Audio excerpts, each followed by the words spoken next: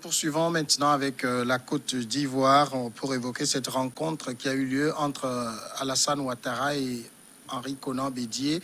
Est-ce que cette rencontre va calmer les esprits? Les deux présidents se sont rencontrés et selon l'ex-président Henri Konan Bédié, cette première rencontre a permis de briser la glace et apaiser. Et l'objectif, c'est d'apaiser les violences électorales meurtrières dans le pays. C'était une première rencontre pour rétablir la confiance, a déclaré de son côté le président Alassane Ouattara, réélu pour un troisième mandat très controversé, au terme donc de l'entrevue qui a duré une quarantaine de minutes à l'hôtel du Golfe. Un lieu déjà symbolique, il faut le rappeler, dans la crise post-électorale de 2010-2011. Nous avons pu briser le mur de silence, a renchéri M. Bédié. Germain Pouli, c'est cette première rencontre, il fallait la faire entre ces deux hommes pour envisager un futur plus pacifique pour la Côte d'Ivoire qui s'enlise actuellement. Oui, je pense que ce sont deux hommes qui ont de tout temps œuvré dans la crise ivoirienne de ces dernières années. Et vous savez que ces deux hommes qui ont eu à travailler pendant longtemps ensemble, ces deux hommes qui ont travaillé ensemble politiquement pour abattre Gbagbo, donc lors de l'élection, même si par la suite ils ne se sont pas entendus parce que Bédié attendait le retour de l'ascenseur, ce qui n'a pas été le cas, et que Ouattara a créé le RHDP et en s'appropriant un peu Houphouët-Boigny, qui est donc le papa spirituel en tout cas des deux, mais beaucoup plus de Henri Konan Bédié et du PDCI. Et, il fallait que ces deux hommes se rencontrent. Et vous savez qu'après l'élection, la transition que l'opposition annonçait devait avoir pour chef, donc Henri Konan Bédié, c'est dire qu'aujourd'hui, c'est le principal opposant donc de Alassane Ouattara, et donc au nord de l'opposition, à partir du moment où Affi N'Guessan est arrêté. Donc la figure la plus habilitée donc à représenter cette opposition en difficulté, c'est bien Henri Konan Bédié, avec l'âge qu'il a, avec tout le respect qu'on lui doit. Et donc il fallait que le président qui vient d'être déclaré vainqueur rencontre cet opposant donc qui n'a pas du tout été d'accord avec ce processus-là. C'est une bonne chose qu'ils se rencontrent, mais on peut regretter qu'il n'ait pas pu le faire avant l'organisation de cette élection pour éviter toutes ces casses-là qu'on a observées en Côte d'Ivoire.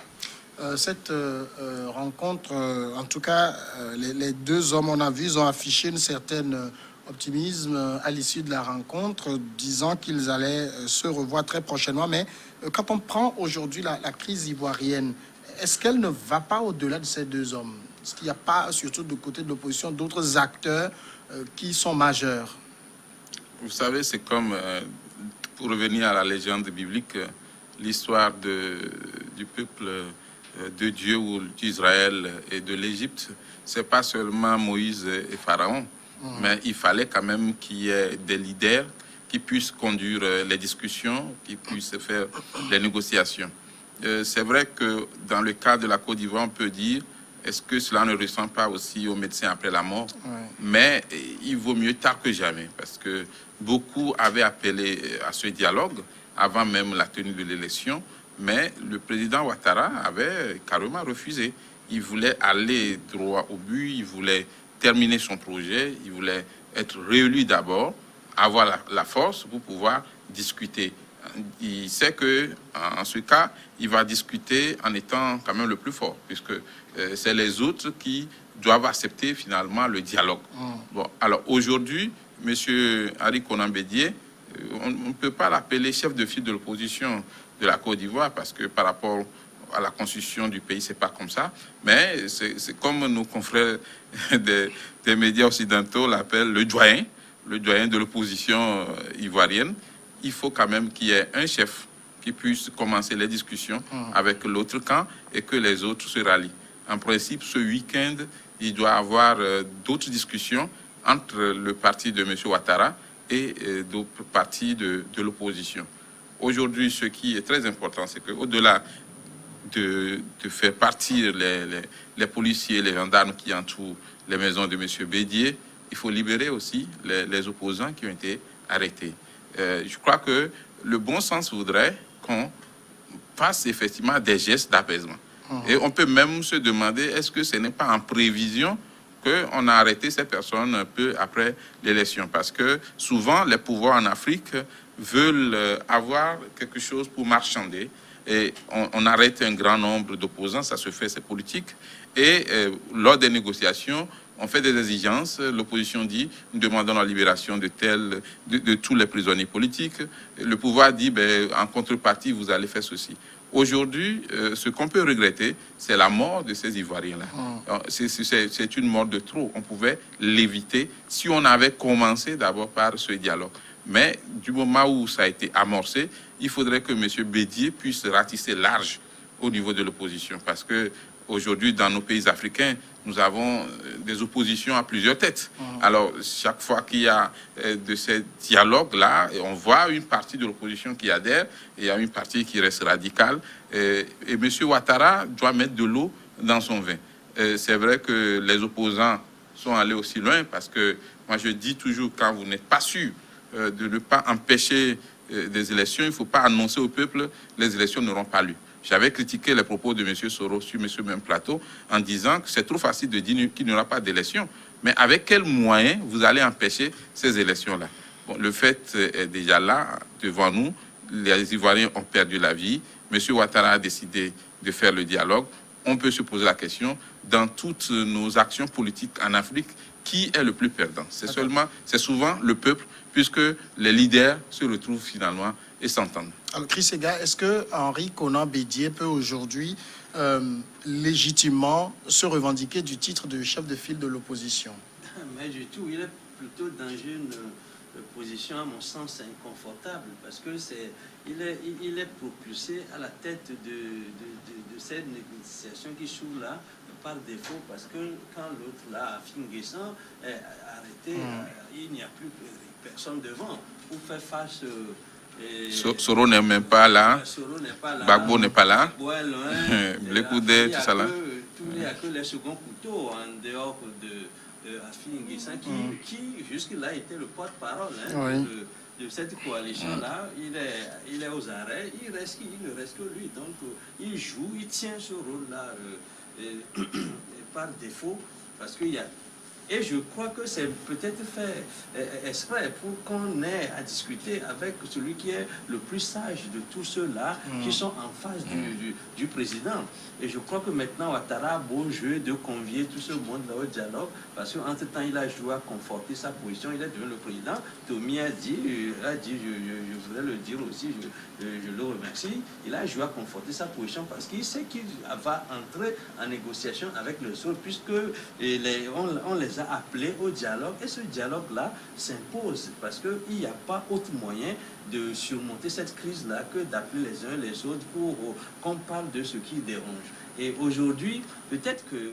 quelles sont les concessions que Ouattara peut faire pour que le calme revienne? Moi, à mon sens, il risque même de créer un panier à crabe si jamais il appelait tous ces chances-là qui tournent autour, soit autour de Gbagbo, autour d'Afin N'Guessan, et puis même les transfuges qu'on a constaté récemment, même du RHDP. C'est tout un bazar qu'il faut chercher à calmer. Aujourd'hui, la question que je me pose par ailleurs est de savoir, maintenant que c'est le président l'autre là qui est... Non, je parle de celui qui se présente aujourd'hui comme le chef de file de l'opposition. Henri Konan Bédié. Henri Konan Bédié. Maintenant, il faut que Henri Konan Bédié réussisse à tirer avec lui la base. Et je crois que c'est là où se trouve le problème. Il faut qu'il soit convaincant au point de représenter toutes les factions de cette opposition-là qui, à son niveau même, les leaders de cette opposition ne s'entendent pas, c'est des alliés objectifs. Maintenant, est-ce que Bédié est représentatif de cette opposition-là dans son ensemble, à travers toutes ces factions, je crois que c'est là où je parle d'un cadeau empoisonné et qui s'est fait à défaut des autres, qu'on n'a pas pu appeler les autres au dialogue. Mais maintenant, est-ce qu'il est représentatif de toute cette opposition-là? Est-ce qu'il peut tirer toute cette base-là avec lui au point que lorsqu'il va avoir des compromis avec le président, est-ce que ce compromis-là sera accepté par toute la base? Tout le problème est là. Parce qu'il ne s'agit pas seulement qu'il accepte parce qu'il est le plus sage de se présenter à ces négociations, mais est-ce qu'il est l'homme de la situation? Est-ce qu'il peut en imposer à toutes ces factions-là qui attendent et qui voudraient voir jusqu'où il peut aller dans ces négociations, quelles sont les concessions que Ouattara peut faire? Or, aujourd'hui, moi, personnellement, je ne suis pas pour un gouvernement d'ouverture, moi, je ne suis pas pour un gouvernement d'union. Si Ouattara a gagné les élections, il faut qu'on lui donne les moyens, il faut qu'on le laisse gouverner pendant ces 5 ans. Est-ce qu'il peut gouverner facilement? Voilà, parce qu'il faut qu'il se donne les moyens de gouverner, parce que lorsqu'on va appeler ces diverses oppositions-là dans un gouvernement, chacun fera la politique de son patron, et puis finalement l'objectif qui est visé ne sera pas atteint, parce que lorsqu'il y a bilan, quand on arrivera au moment du bilan, qui est celui-là qui va revendiquer le bilan? Le bilan, moi, d'accord. à mon sens, que l'opposition se contente de s'opposer et que celui qui est proclamé vainqueur de cette élection-là organise son gouvernement et conduise le pays pendant ces 5 ans et que l'opposition en Côte d'Ivoire se réorganise pour parler de la même voix peut-être dans 5 ans.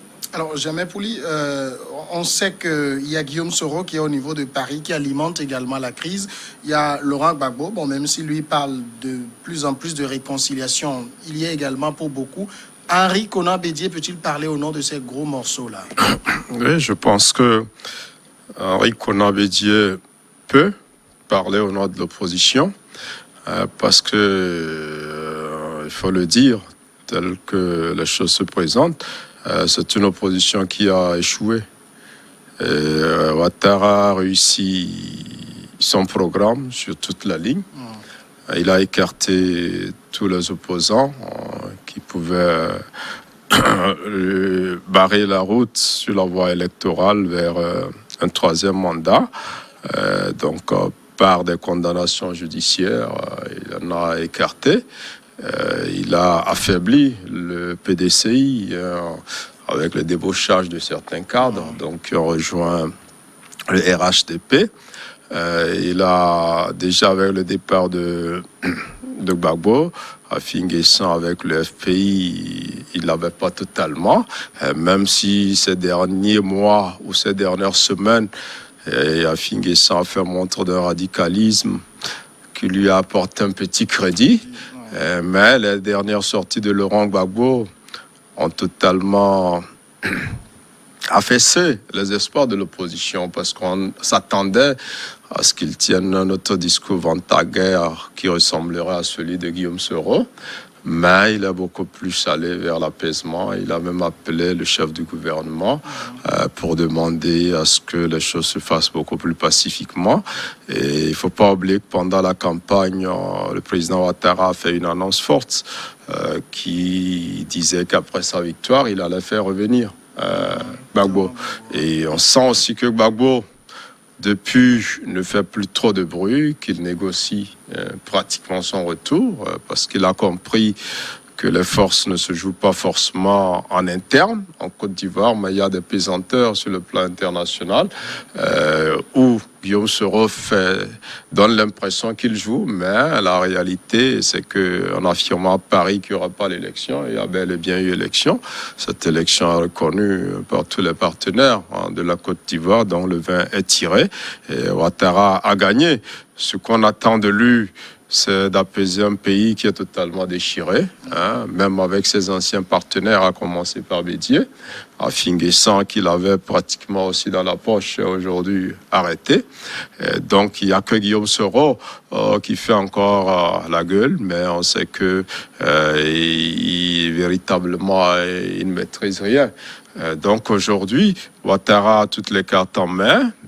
Il a gagné, même s'il n'a pas gagné à la régulière, parce qu'il aurait tout fait pour éliminer les vrais concurrents et les affaiblir. Donc, dans une élection qui était partie pour ne pas être totalement équitable, même s'il n'y a pas eu de fraude, il n'a pas créé les conditions pour que les autres puissent s'armer nécessairement et l'inquiéter.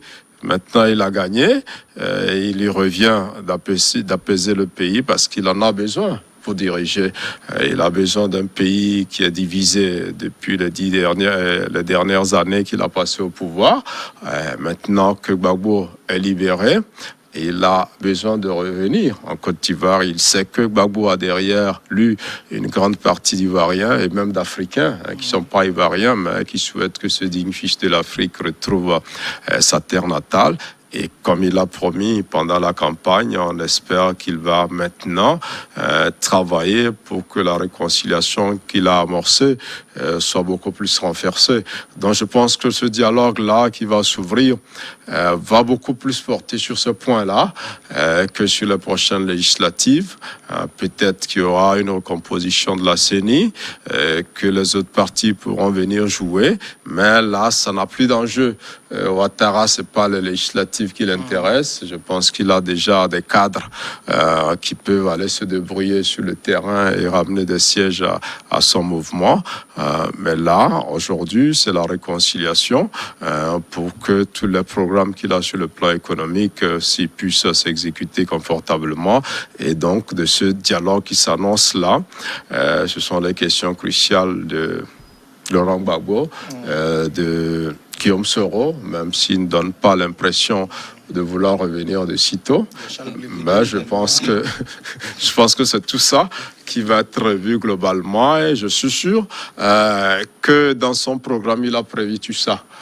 Ça a été quelque chose de scientifique qui a été fait et que maintenant qu'il a eu ce qu'il voulait, qui est le 3e mandat, il va pouvoir donner aux autres ce qu'ils veulent, revenir vivre dans une Côte d'Ivoire stable et tournée vers le développement. Cette première rencontre du 11 novembre, jusque-là, les tout premiers fruits qu'on a vus, c'est la levée du blocus devant la résidence de Henri Konan Bédié et de quelques autres leaders. Il faut attendre des signes plus patents, par exemple la remise en liberté de Pascal Affi-N'Guessan et autres pour savoir si ces deux étaient, en tout cas, le président était de bonne foi. Vous savez, c'est la politique.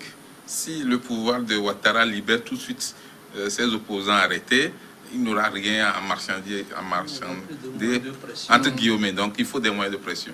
Alors, on attend plutôt que le dialogue véritable commence. On a annoncé effectivement cette rencontre entre des leaders représentant l'opposition et des leaders des proches de M. Ouattara. Donc, c'est au cours de cette discussion qu'il faudra effectivement mettre sur la table les doléances des deux parties. L'opposition va réclamer sûrement la libération de tous ceux qui sont arrêtés, des opposants arrêtés, et le parti au pouvoir va dire, mais écoutez, nous aimerions que vous leviez votre histoire de désobéissance civile, et que vous participiez aussi à un gouvernement d'union si on vous appelle. Donc je crois que chacun se prépare pour pouvoir revendiquer ou pouvoir poser sur la table de discussions ou des négociations, effectivement, des choses à faire valoir. Alors, ce qu'il faut noter, c'est que juste après cette rencontre, les deux hommes ont parlé. Les deux hommes ont parlé, on sent quand même un appel à l'apaisement, c'est le plus important. Aujourd'hui, Ouattara, ce qui lui fait peur, c'est que le pays s'enlise encore dans la violence. Et or, on sait que la Côte d'Ivoire, je ne peux pas dire habituée maintenant aux violences, mais quand le mois de décembre arrive, après un scrutin ou avant un scrutin présidentiel, souvent en Côte d'Ivoire, on dit on a peur des cadeaux de Noël. Donc, le fameux cadeau de Noël promis par M.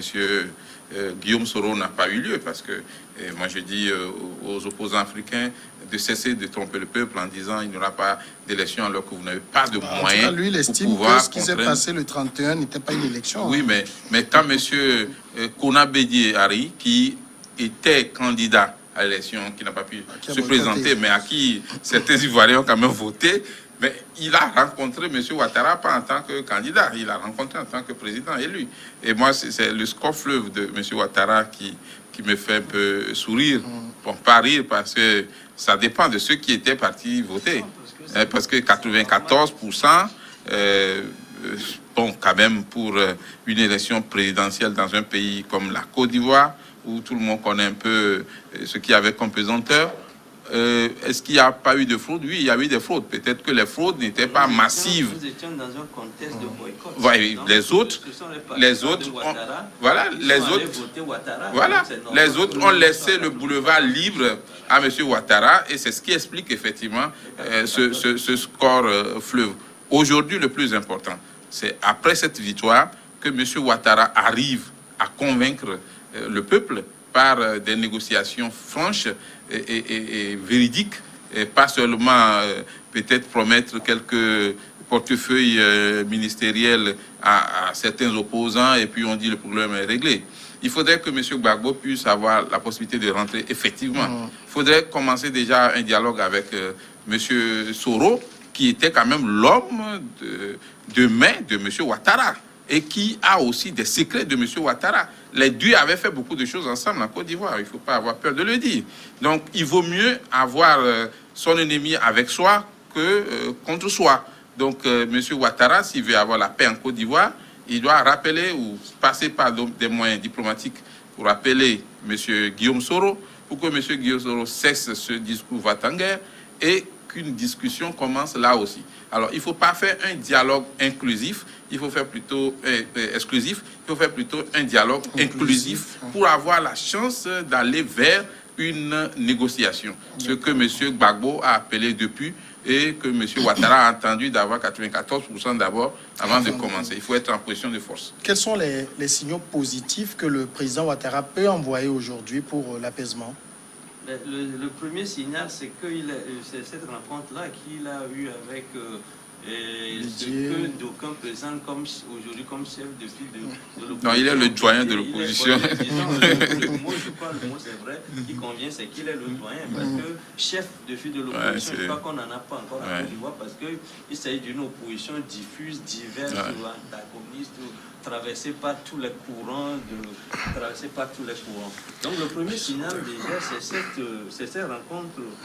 Il a marqué sa bonne volonté de voir les Ivoiriens qui ne vont pas en guerre, mais qui vont se retrouver pour discuter autour d'une table. Le second signal, c'est peut-être la posture qu'il va avoir par rapport aux revendications qui seront mises sur la table de négociation. Il faut qu'en ce moment-là, il joue de sa sagesse pour dire aux uns ou aux autres, ou bien donner aux uns ou aux autres ce qu'ils veulent. Mais comme dans toute négociation, on ne peut jamais tout avoir. On va se contenter de ce qu'on peut avoir. Et je crois qu'aujourd'hui, ce qui est important pour Alassane Ouattara, c'est peut-être de prendre Bédié avec lui, parce que vous savez, les deux sont issus de la même racine. L'éloignement de Bédié lui a fait très mal, parce que c'est ensemble qu'ils ont fait les 10 coups, comme on dit dans le jargon militaire, c'est ensemble qu'ils sont allés à cette élection, ils ont gagné, et c'est seulement face au troisième mandat qui se sont éloignés l'un de l'autre. Et je crois que ce qui est important aujourd'hui pour Ouattara, c'est de fissurer cette opposition où tous les leaders se sont mis ensemble contre, y compris même le jeune Soro. Aujourd'hui, Ouattara a tout le monde, avec tous les leaders aujourd'hui sont ligués contre lui. Il voudrait bien fendiller cette armure-là, au moins avoir certains ténors. Je voudrais parler de Bédié, avec qui il a eu à construire le RHDP, qui s'est ensuite désolidarisé de lui. Si déjà, il peut avoir Bédié avec lui, Bédié qui est le doyen. Bédié peut peut-être savoir parler aux autres. Il a même commencé avec Laurent Gbagbo. Bédié a commencé par discuter avec Gbagbo.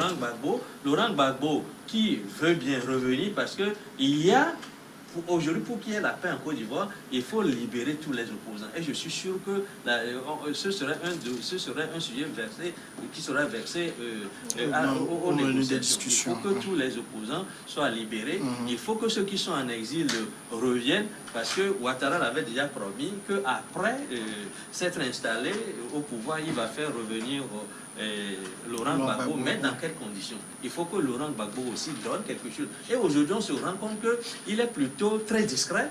Il parle de la paix. C'est ce qu'il y a de mieux à faire pour lui, parce que celui qui négocie... il n'est pas en position de force. Oui, il n'est pas en position de force. Donc aujourd'hui, les signaux, on les attend surtout lorsque s'ouvrira les négociations, lorsqu'on connaîtra les sujets qui sont versés à la table de négociation. Et comme ça, on verra la bonne volonté de Ouattara. Est-ce qu'il veut aller de l'avant? C'est ce qu'il veut. Moi, je disais tout à l'heure que le mieux pour l'opposition, ce n'est pas d'accepter d'entrer dans un gouvernement d'union, bien dans un gouvernement de l'âge ouverture, qui est généralement un gouvernement qui porte les germes même de sa propre destruction, qui porte les germes même de l'agitation, qui ne mettra pas la Côte d'Ivoire à l'abri des agitations. Mais il voudrait... C'est Ouattara qui en a besoin, c'est pas l'opposition qui réclame nécessairement. Oui, c'est-à-dire aujourd'hui, c'est que... Pour l'apaisement, Ouattara en a besoin. Les leaders peuvent entrer dans ce gouvernement si jamais il y a un gouvernement d'union, mais après, ils vont faire leur propre politique qui est falsifiée, parfois en contradiction avec la politique. Alors, et du côté de l'opposition, si on a parlé de tout ce que Ouattara pourrait faire pour apaiser la situation, qu'est-ce que l'opposition et l'autre peut faire aussi pour apaiser la situation? Je pense que l'opposition s'est affaiblie avec la tenue de cette élection-là, parce qu'elle a misé sur la non-tenue de cette élection. Elle s'est davantage affaiblie en tentant de créer une crise avec une autorité de transition qu'elle proposait mettre en place. Et puis, avec les arrestations, avec l'étouffement finalement de cette contestation-là, ça montre aussi que quelque part, les Ivoiriens, même si on déplore quelques morts, ne sont plus prêts à vivre la guerre civile d'il y a quelque temps. Alors, vous savez, ces derniers temps, sur les réseaux sociaux, il y avait pas mal de choses qui se disaient. Quelqu'un a balancé une histoire comme ça. Il dit les hommes politiques, c'est des gens qui n'arrivent pas, qui ne s'entretuent pas entre eux quand ils se voient, mais qui arrivent à amener les autres à s'entretuer quand ils se voient. En fait, c'est exactement ça. Vous voyez qu'aujourd'hui, Ouattara et Bédié se rencontrent. Peut-être même que quand il n'y avait pas les caméras, ils ont même souri. Ils ont peut-être sablé un champagne ensemble. Mais pendant ce temps, voilà, on a amené des gens à s'entretuer. Et tous ceux qui sont en prison, on a vu la vidéo de quelqu'un qui estimait qu'il était bien traité et tout ça quand il était arrêté. Donc aujourd'hui, je crois que les Ivoiriens ont compris aussi un peu. Maintenant, l'opposition n'a plus vraiment de militants, elle est affaiblie. En boycottant cette élection-là, ça a été une grave erreur. Parce que vous êtes candidat, vous ne vous retirez pas de la course, mais vous dites que vous boycottez. Donc ça a été une question à laquelle ils n'ont pas su répondre jusqu'à la fin du processus. Ailleurs, des opposants ont donné le bel exemple face à des dictateurs pas possibles. On a vu au Sénégal, quand Ouad voulait passer, les opposants ont dit niet, il n'a pas droit à un troisième mandat. La Cour constitutionnelle a dit qu'il a un troisième mandat. Les opposants se sont organisés. Macky Sall l'a battu, ils l'ont battu. On a vu en Gambie celui qu'on présentait comme un grand dictateur. Quand les opposants se sont organisés, Adama Barrow est passé. Donc en Côte d'Ivoire, ils auraient pu faire la même chose que de vouloir amener les populations à s'affronter, à éviter un processus électoral. Et je pense que les Ivoiriens ont compris et ils ne se sont pas lancés, ils ne sont pas rentrés donc, dans cette danse-là. L'opposition a perdu et elle n'a plus vraiment de cartes à jouer, à mon avis. Aujourd'hui, c'est Ouattara qui a gagné, même s'il n'a pas gagné honnêtement. Il a gagné et il a le devoir, en tant que président, maintenant de rétablir le pays, de le redresser, de le réconcilier. Et c'est à lui d'offrir ce qu'il veut à l'opposition. Quelque chose qui peut plaire à l'opposition, qui peut l'amener à l'accompagner. On va aller à la pause maintenant parce que le temps est passé. Et on revient après le journal pour continuer.